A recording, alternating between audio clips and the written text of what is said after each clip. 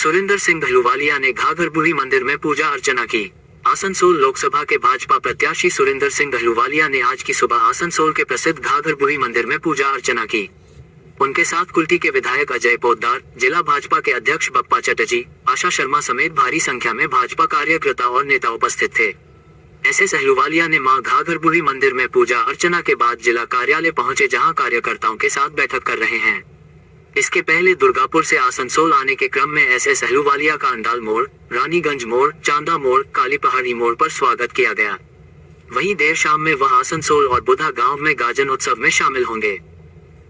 सुरेंद्र सिंह अहलूवालिया ने कहा कि इससे पहले कई बार वह इस मंदिर में आ चुके हैं और मां का आशीर्वाद ले चुके हैं। उन्होंने कहा कि भाजपा के शीर्ष नेताओं ने उनको आसनसोल लोकसभा केंद्र से चुनाव और लड़ने के लिए भेजा है और जब वह आसनसोल के अंडाल एयरपोर्ट पहुंचे थे तब यहां के लोगों द्वारा उनका जोर शोर से स्वागत किया गया। उन्होंने कहा कि आसनसोल की जनता ने जिस तरह से उनको प्यार दिया है, उनका भरोसा है यह आने वाले चुनाव में भाजपा की जीत सुनिश्चित है। इसके साथ ही उन्होंने कहा कि इससे पहले जब उन्होंने दार्जिलिंग में बाईचुंग भूटिया के खिलाफ चुनाव लड़ा था तब भी वह काफी लोकप्रिय थे, लेकिन उनको जीत हासिल हुई थी और यहाँ पर भी वह अपनी जीत के प्रति पूरी तरह से आश्वस्त है।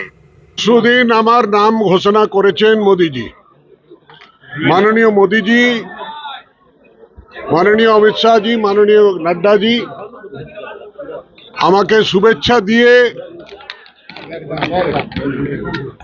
দিয়ে আসানসোল লোকসভা কেন্দ্রে জনগণের সমর্থন প্রাপ্ত করার জন্য পাঠিয়েছেন। বিপুল স্বাগত ওখানে করেছে আসানসোলের কয়েক হাজার যুবক।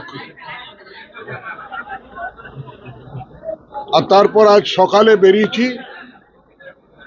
সব জায়গায় রাস্তায় স্বাগত হচ্ছে। মায়ের শ্রীচরণে